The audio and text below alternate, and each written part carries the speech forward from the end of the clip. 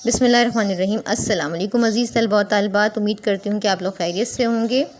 और आज हम एक ख़त लिखना सीखेंगे, बड़े भाई के नाम ख़त, जिसमें अपने मामूलात बताने के लिए हम किस तरह ख़त लिखेंगे। तो आपने यहाँ शुरू करना है, रेलवे रोड नारोवाल।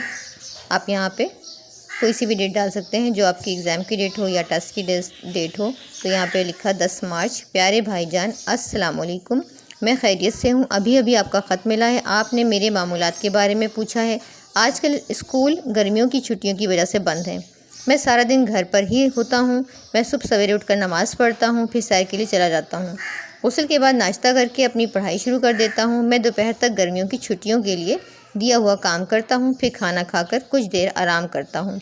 इसके बाद शाम तक मुख्तलिफ़ मज़ामीन के ज़रूरी असबाक याद करता हूँ। सारा दिन पढ़ने की वजह से मुझे रात को पढ़ने की ज़रूरत नहीं रहती, इसलिए जल्द सो जाता हूँ ताकि सुबह सवेरे बेदार हो सकूँ। मैं बहुत बाकायदगी से मुताला करता हूँ। उम्मीद है कि पहले की तरह इस साल भी अव्वल लाऊंगा। अब्बू जान और अम्मी जान की खिदमत में सलाम। वस्सलाम, आपका प्यारा भाई अली।